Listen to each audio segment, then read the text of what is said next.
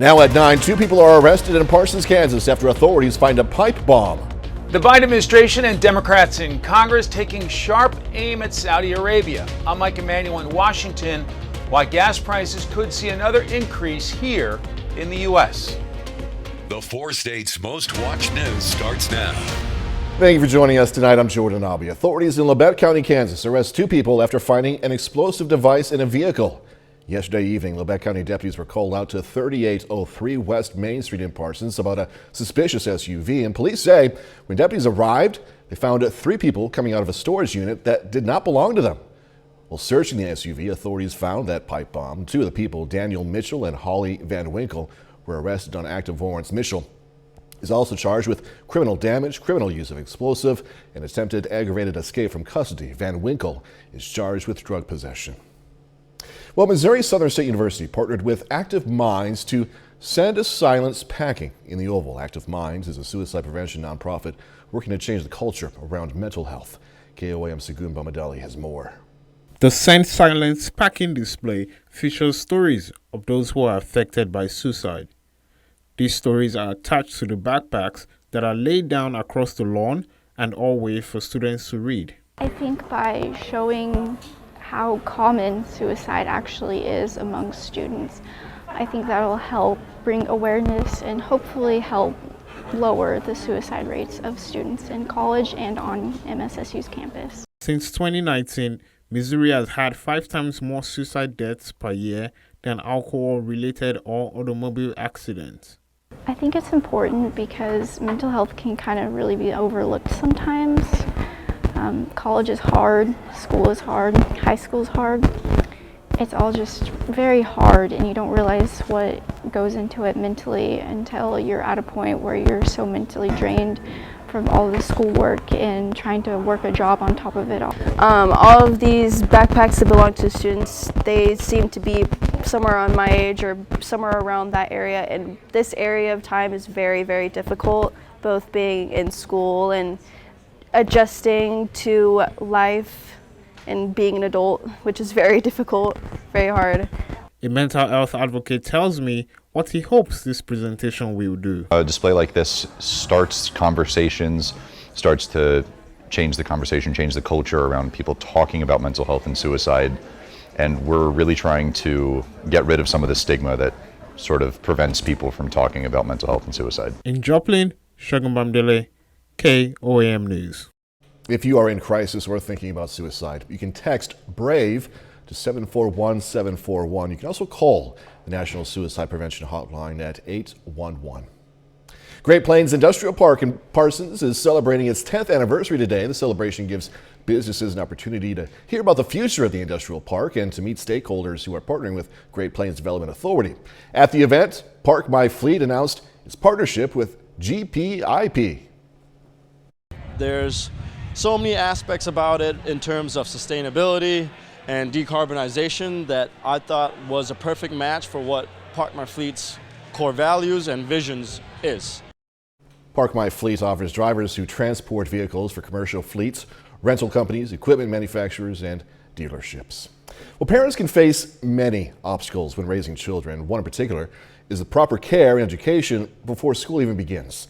KOAM is taking an in-depth look at the challenges for parents, daycares, and employment. Our own Amber Jenkins spoke with a local early development school about making sure children there have the best resources as they prepare for pre-K. The simple ABCs of learning can be challenging for kids if they're not in the proper setting. The transition to pre-K is a big step for most children. A smooth transition can benefit a child long after pre-K. A lot of research that points to children that are in child care programs and preschool programs and how that correlates to success in school later on with reading and math, and also a correlation with high school graduation. And so if we're starting as early as we can and embedding that love of learning, the structure, and just setting them up for success, it's definitely going to benefit them later on in life. Joplin Early Childhood assesses every child to understand what their needs are and begin teaching on their level. Screenings for kindergarten readiness, it encompasses a lot of different things. A lot of it is just noticing during the screening, like how are they interacting? Are they willing to go with the screener? Listening to language, are they talking? Are they mainly gesturing? We look at motor skills. Can they stand on one foot? Do they hop? And we see children of all levels and abilities, and we just want to know what they can do so that we can build upon it. Parents may not realize that preparing kids for pre-K can happen while running errands or in everyday life. There's a lot of things that parents can do at home to prepare their child to come to pre-K, to come to kindergarten, things like narrating your day. Like the more words you're exposing your child to, the more likely that just helps develop language so much quicker. Talking about mom's making lunch today, I'm boiling the water, and just really just exposing your child to as many words and situations as you can. One local mom learned that normalizing learning will help a child develop a lifetime-long passion for learning. I would just like normalize it, make it a part of your just regular conversations that you're having with your kiddos. Find other parents with kiddos the same age, kind of create that community and that network. And just continue sharing experiences with them. You know, I think just being available to them and helping them get connected is one of the best things you can do to kind of foster that. One of the main goals is to get your kid excited about learning. He loves it. The first week of school, he cried when we got to Friday because he found out he couldn't go to school on Saturday. I'm sure it won't be like that forever, but no, he really hasn't been enjoying kindergarten a lot. My youngest, he's 2, and he's always really sad he can't go to school with his brother. So we get a lot of good time doing a lot of those things too. As parents of kids starting to transition into pre-K, keep this in mind. Sometimes parents are afraid that they're gonna mess their kids up, or there's a lot of pressure to have your kids ready for preschool. Or kindergarten, and I would just emphasize kids learn in different ways and at different stages, so maybe take a little pressure off yourself as a parent and just do your very best with your kids. I think that's all anybody can ask for. Reporting in Joplin, Amber Jenkins, KOAM News. Alliance of Southwest Missouri is hosting a panel with professionals discussing child care within Southwest Missouri on October 20th. Well, the Biden administration is vowing consequences for Saudi Arabia and the decision by OPEC Plus to cut global oil production. The move is expected to lead to higher prices at the pumps here in the U.S. Some members of Congress already introducing legislation to punish Saudi Arabia. Fox News Chief Washington correspondent Mike Emanuel has these details. Gas prices are ticking up again, and a recent move by OPEC Plus to cut global oil production could raise them even higher. President Biden's fist bump diplomacy with Saudi Arabia came up empty this summer, and now the White House is blaming the Saudis, saying the cut will help Vladimir Putin continue funding his invasion of Ukraine. We're going to react to Saudi Arabia, and they're doing consultation when they come back, and we will take action. Key Democratic lawmakers are also outraged and introduced legislation which would halt arms sales to the country for 1 year. They get almost 73% of their arms from the United States. If it weren't for our technicians, their airplanes literally wouldn't fly. Saudi Arabia cited the uncertainty surrounding the global economy and says the move will help stabilize energy markets.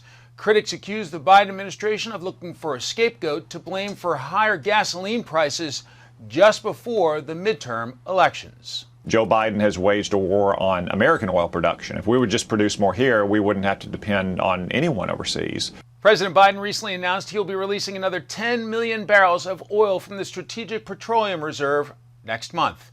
In Washington, Mike Emanuel, Fox News. KOAM News at 9, give or take. On Fox 14, takes its time to honor another four-state hero. Henry Jackman served in the U.S. Marines. Native of Moran, Kansas, Jackman was stationed in Vietnam, earning several awards. We are proud to thank and salute Corporal Henry Jackman. He's tonight's four-state hero. Mr. Doug Head is next with a complete look at the forecast a bit later. The Missouri Southern Lions aiming for back-to-back W's this weekend against Central Missouri. Going to hear from the Lions in sports.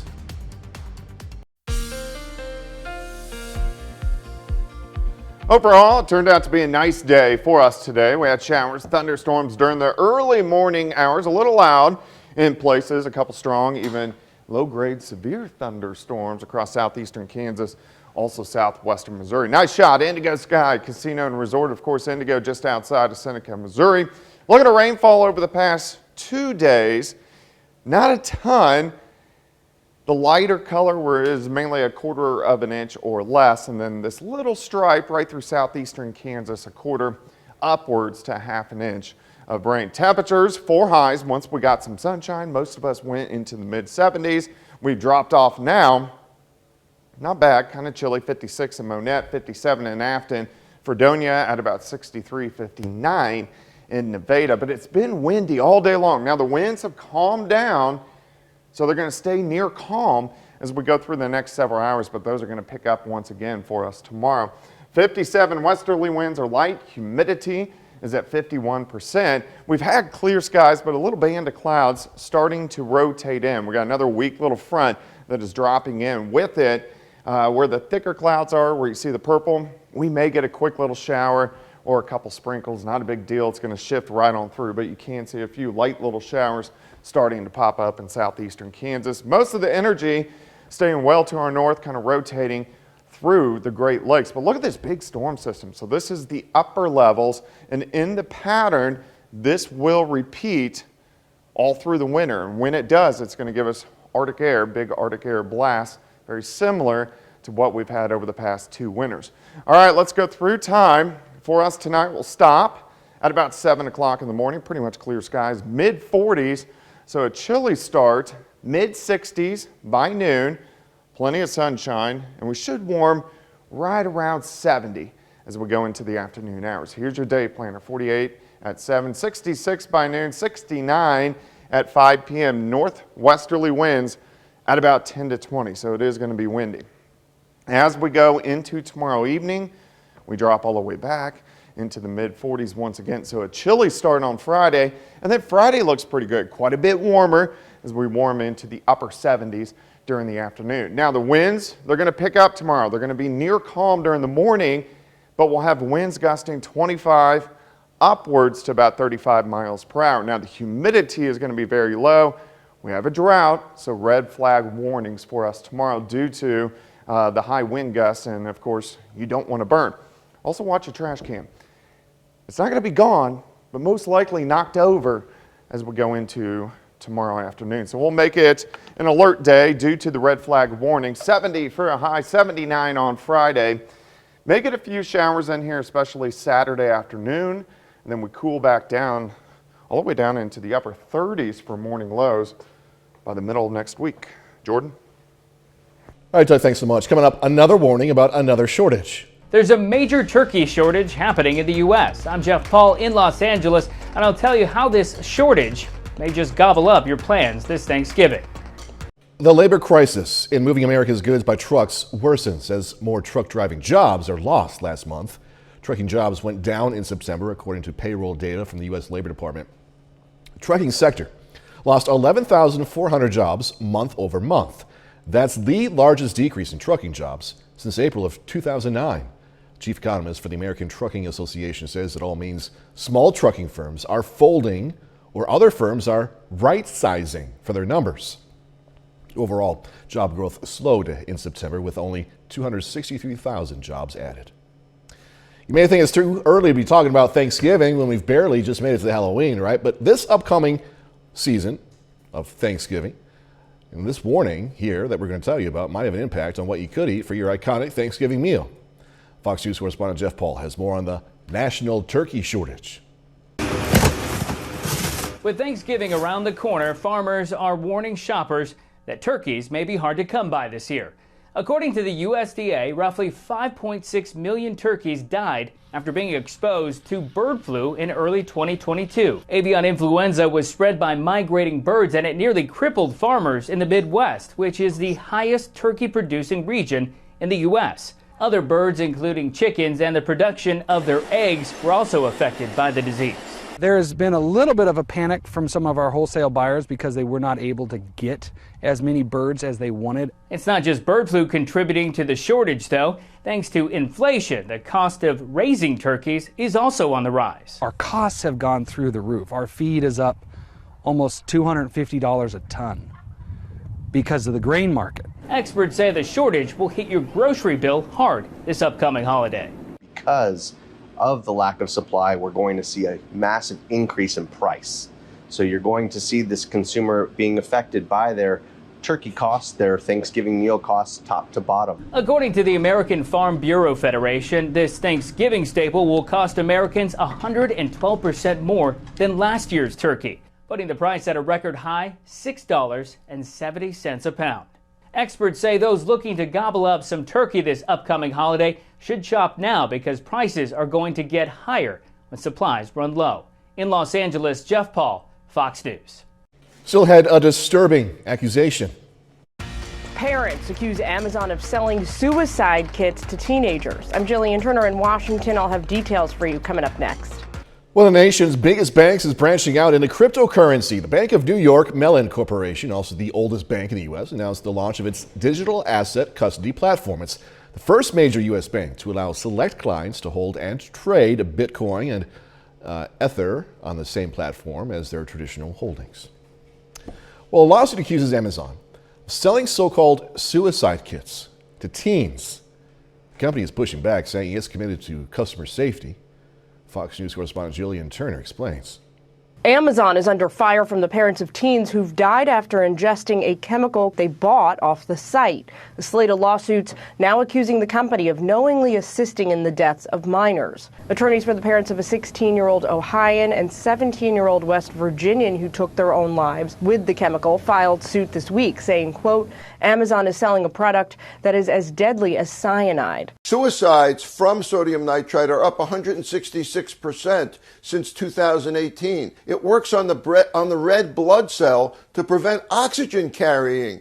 You end up with low blood pressure. You end up with nausea and vomiting. You end up with severe headaches. You end up in the hospital. It's used as a poison. Sodium nitrite is typically used to cure meats like bacon and hot dogs, but people who ingest it at high levels can have trouble breathing and other severe complications. Lawyers representing the mother of another teen who died after obtaining the chemical from Amazon say, quote, Amazon knew it was profiting off vulnerable people dying by suicide, deceptively and dangerously marketing a suicide chemical. The lawsuits allege Amazon specifically recommends purchasing anti-vomiting pills, an instruction book, and a scale to weigh powder along with sodium nitrite, a clear acknowledgement of its off-label use. Amazon tells Fox News in part, quote, sodium nitrite is a legal and widely available product. Sodium nitrite is not intended for consumption and unfortunately, like many products, it can be misused. Medical practitioners we spoke to about the story say federal regulators need to step in urgently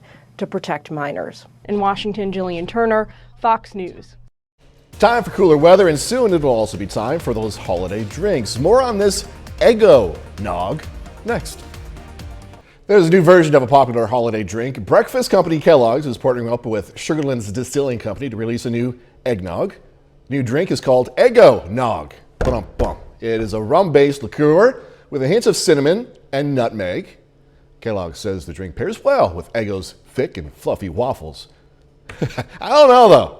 I don't know, drink like that, a spiked drink with breakfast. Eggnog is going to be available in select retailers across the country throughout the holidays. I would try it by itself, though, because that taste seems pretty good, when you read about it.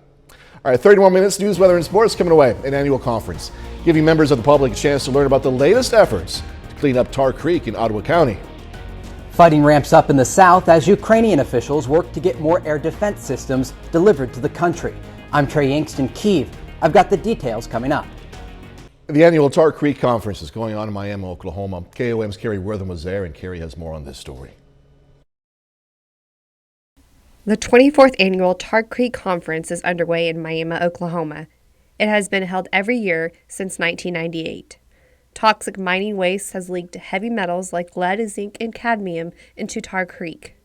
Craig Creeman with the Quapaw Nation says this conference is important to the tribe. The destruction, I guess, the work that mining came about and did and then left, it was mainly on Quapaw land. So the vested interest that the tribal people, the Quapaw people now have in cleaning up their land is more important than ever. Thomas Lindsay is a senior attorney trying to fight for rights of Tar Creek and its ecosystem. There's an effort underway to adopt a local ordinance within the city of Miami to protect Tar Creek as essentially having rights. So think legally enforceable rights of humans, but applied to ecosystems. The Tar Creek Conference brings together scientists, tribal leaders, and government agencies to discuss goals and to make a plan of action in cleaning up Tar Creek. We have, about 10 in our office that are doing planning and designs and work plans. But then we also have about 70 people in our construction office that are out there with the equipment, the operations, the actual boots on the ground and getting the material off the lands and cleaning it up. Creeman says this project has been going on for about 10 years and there are still decades to go. There's a lot of good synergy behind all the work the tribe's doing, the state of Oklahoma, the EPA, and then the communities, their efforts and their, bringing those concerns to the table so they can be addressed. In Miami, Carrie Worthen, KOAM News. Conference will also be happening tomorrow. Missouri Southern today hosted an Internship Expo as a chance for businesses and organizations to meet with students and alumni who might be looking for professional experiences. Officials say internships have been a great way to help students develop the skills they need for a career. Well, at IoT Shaman specifically, we tailor our internships specifically for the interns, so they get out of it what they want. We start off by asking them what their career goals are, and then we go from there and build a custom curriculum for them to allow them to get experience in that while having experts kind of help them along the way. The expo took place on the 3rd floor of the Billingsley Student Center. Pittsburgh Community Theater tonight is getting ready to put on a show. They rehearsed their performance of The Theory of Relativity. Organizers say it's a joyous look at several interconnected lives. It's a show that I find really unique because there's always at least one character that you can find a connection with, even if it's just, oh, I've been through that or I'm going through that. It's definitely a show that makes people think, and I find that really interesting. Opening night is this Friday at 7:30. All right, another sign of possible learning loss because of the pandemic and during the pandemic. The average ACT score this year for high school graduates is hitting its lowest point in 30 years. 42% of graduates in the class of 2022 did not meet any of the subject benchmarks in reading, writing, science, and math, up 4% from the year before. Scores have declined steadily in recent years, with some students foregoing the test altogether as not all colleges still require them. Standardized tests also face criticism. They're unfair to minority and low-income students, as students with access to expensive test prep or advanced courses often perform better. Layoffs may be looming for workers at PC chip manufacturer Intel. Tech giant may be looking to cut its staff by around 20%. This coming after a projected a disappointing 3rd quarter for the company, with PC sales falling about 15%. In July, Intel warned that sales for this year would be about $11 billion lower than expected. At that time, the company had over 113,000 employees. Layoffs for Intel employees are expected to be announced as early as this month, October. Facing more losses on the ground, Russia ramping up its air assault on Ukraine, but there are growing signs it's running out of the weapons it needs to do so. Fox News correspondent Trey Yingst has more from Kiev, Ukraine. Plenty of action today on the diplomatic front. NATO defense chiefs and other Ukrainian allies meeting in Brussels following 3 days of relentless Russian airstrikes, mostly targeting population centers and infrastructure. There appears to be a consensus on sending more air defense systems to Ukraine, with some officials stressing the need to act quickly to mitigate the impact of the Russian strikes. What Ukraine is asking for and what we think can be provided is an integrated air missile defense system. They're designed to control priority targets that Ukraine needs to protect. The airstrikes come as Moscow faces more losses in territory they've already claimed as part of Russia. But in the south, the Ukrainian counteroffensive is slowing as officials work to avoid a disaster at the Zaporizhzhia nuclear plant, which lost external power for the 2nd time in 2 days. It's an accident waiting to happen. This is because you cannot cut power to a nuclear reactor. It is a very dangerous thing to do. Meanwhile, there are growing signs Russia could be running out of modern weapons needed to target the Ukrainian military. Officials here say they're seeing a growing number of older missiles and bombs being deployed, as well as surface-to-air missiles that have been modified to attack Ukrainian cities. They may well be running short of some of their more modern, precise capabilities, things like the caliber, but they do also have large numbers of stockpiled holdovers. Officials here now urging Ukrainians to stock up on candles and batteries as Russia hits power grids across the country. In Kyiv, Trey Yingst, Fox News. Right, a bit later, just an unbelievable story, best told with video. 3 men surviving in the open ocean for more than a day after their boat sank. I'm Marianne Rafferty with more on their battle against sharks and to look at their dramatic rescue coming up. Overall, it turned out to be a nice day for us today. We had showers, thunderstorms during the early morning hours, a little loud in places, a couple strong, even low-grade severe thunderstorms across southeastern Kansas, also southwestern Missouri. Nice shot, Indigo Sky Casino and Resort, of course, Indigo just outside of Seneca, Missouri. Look at the rainfall over the past 2 days. Not a ton. The lighter color is mainly 1/4 of an inch or less, and then this little stripe right through southeastern Kansas, 1/4 upwards to 1/2 an inch of rain. Temperatures, 4 highs. Once we got some sunshine, most of us went into the mid-70s. We've dropped off now. Not bad, kind of chilly, 56 in Monette, 57 in Afton, Fredonia at about 63, 59 in Nevada, but it's been windy all day long. Now the winds have calmed down, so they're going to stay near calm as we go through the next several hours, but those are going to pick up once again for us tomorrow. 57 westerly winds are light, humidity is at 51%. We've had clear skies, but a little band of clouds starting to rotate in. We got another weak little front that is dropping in with it. Where the thicker clouds are, where you see the purple, we may get a quick little shower or a couple sprinkles. Not a big deal. It's going to shift right on through, but you can see a few light little showers starting to pop up in southeastern Kansas. Most of the energy staying well to our north, kind of rotating through the Great Lakes. But look at this big storm system. So this is the upper levels, and in the pattern, this will repeat all through the winter. And when it does, it's going to give us Arctic air, big Arctic air blasts, very similar to what we've had over the past 2 winters. All right, let's go through time. For us tonight, we'll stop at about 7 o'clock in the morning, pretty much clear skies, mid-40s, so a chilly start, mid-60s by noon, plenty of sunshine, and we should warm right around 70 as we go into the afternoon hours. Here's your day planner, 48 at 7, 66 by noon, 69 at 5 p.m. Northwesterly winds at about 10 to 20, so it is going to be windy. As we go into tomorrow evening, we drop all the way back into the mid-40s once again, so a chilly start on Friday, and then Friday looks pretty good, quite a bit warmer as we warm into the upper 70s during the afternoon. Now the winds, they're going to pick up tomorrow. They're going to be near calm during the morning, but we'll have winds gusting 25 upwards to about 35 miles per hour. Now the humidity is going to be very low. We have a drought, so red flag warnings for us tomorrow due to the high wind gusts, and of course, you don't want to burn. Also watch your trash can. It's not going to be gone, but most likely knocked over as we go into tomorrow afternoon. So we'll make it an alert day due to the red flag warning. 70 for a high, 79 on Friday. May get a few showers in here, especially Saturday afternoon, and then we cool back down all the way down into the upper 30s for morning lows by the middle of next week. Jordan?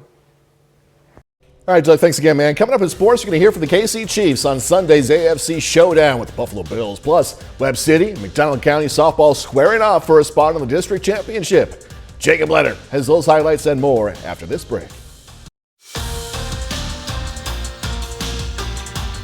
Well, the Webb City Cardinals are hosting the Class 4 District 7 softball tournament this week, and the Cards won their first round game over Bolivar last night to earn a spot in the semifinals. Tonight, Webb City faces McDonald County, with the winner advancing to tomorrow night's district championship. Nevaeh Dodson, strong start in the circle for McDonald County. A pair of strikeouts here in the third, including that one there to end the inning. The game still scoreless. At the top of the fourth, Webb City gets a big swing here from Kylie Sargent. Clears the fence out there and left. Solo shot. Cards going front 1-0. Bottom of the inning, though, McDonald County has the answer. J.C. Franken. The crowd gasped at this when she hit it so hard. She puts it out of the yard. And just like that, it's a 1-1 game. 6th inning now. Mustangs up 2-1. Annalisa Ramirez hits it hard to right. She got all of it. First career homer for the senior Ramirez. Came at a pretty good time, too. McDonald County tops Webb City to advance to the district championship 3-1. On the other side of the bracket, top-seeded Nevada facing Willard in the semifinals. Nevada wins a good one on a walk-off 6-5 over Willard. So it'll be Nevada and McDonald County for the Class 4 District 7 title tomorrow night in Webb City. In the Class 5 District 5 tournament tonight in Springfield, the Joplin Eagles get their shot at the top seed in the bracket. The Eagles face Ozark tonight for a spot in the championship game. Joplin, though, falls in this one 9-1. The Eagles finish the season with a 23-11 overall record. The Miami War Dogs hit the road today to the 4A state softball tournament in Oklahoma City. And the War Dogs will play in OKC tomorrow in the state quarterfinals, facing Bristow. They had a police escort out of town and everything this afternoon. Miami is 23-9 overall. It's the first time they've earned a spot in the state tournament since 1996. The Missouri Southern Lions are at the midway point of the football season. The Lions are 4-2 in their first 6 games after beating Lincoln on homecoming weekend 37-14 last week. Now, Southern has 5 games left, beginning on Saturday with a road trip to face Central Missouri. Now, the Mules have struggled a little bit this season, heading into the weekend with a 1-5 overall record.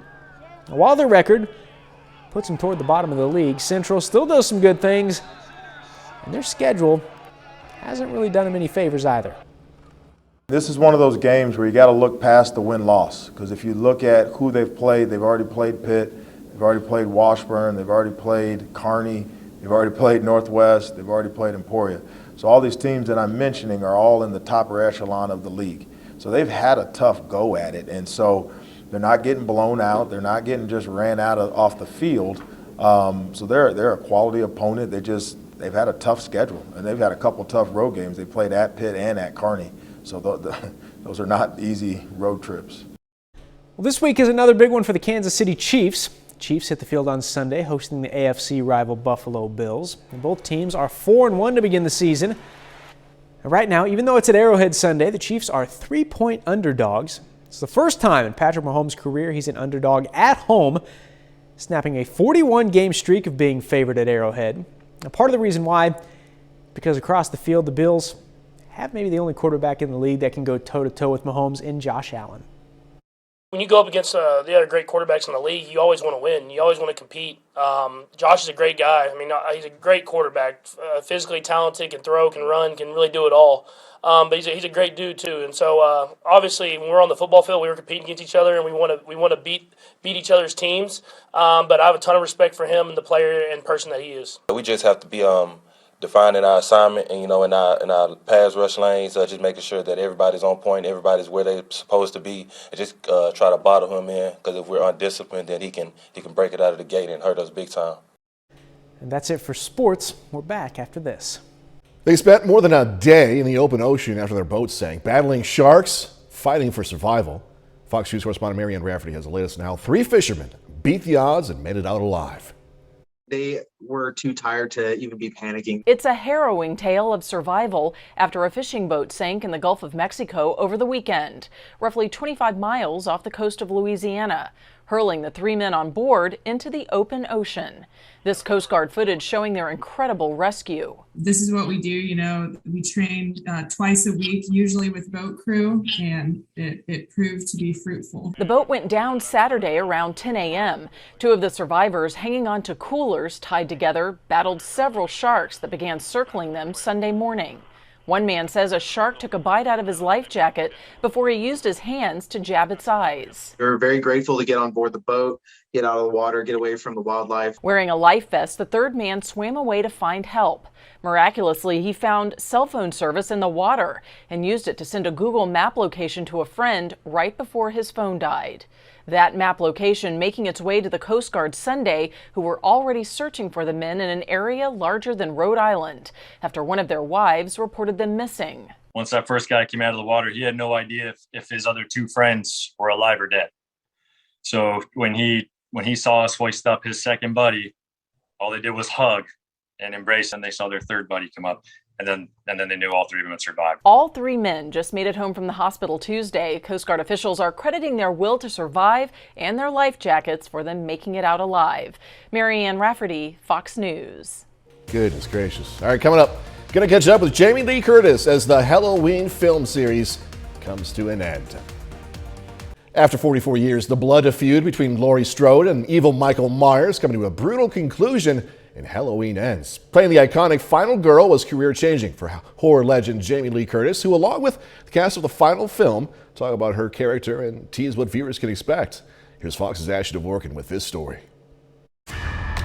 Came here to kill me, so do it. Scream Queen Jamie Lee Curtis returns as Laurie Strode for one last epic battle with Michael Myers in Halloween Ends. I really honor the fact that Laurie Strode has been through what she's been through and up to this moment has survived it. But this ultimate inevitable collision between good and evil has an end.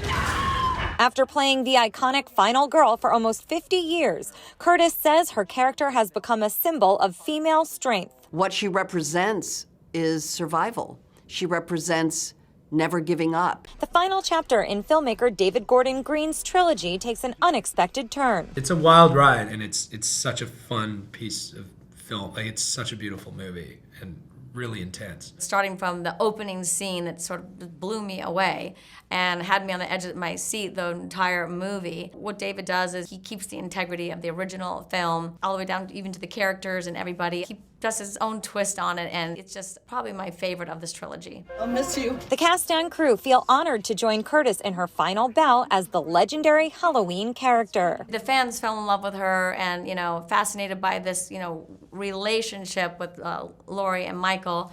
And that's really what has made her the first and, to me, the ultimate Scream Queen. She's an authentic, one-of-a-kind, unique, hardworking person, and I can't wait to make more movies with her. The killer conclusion arrives in theaters and on Peacock Friday. In Hollywood, Ashley DeVorkin, Fox News. Sweet dreams. That's our time for tonight. Thanks so much for joining us. Gonna leave tonight with video of a corgi parade in England to honor the late Queen Elizabeth. Hey, be safe. Do this all again tomorrow. See you then.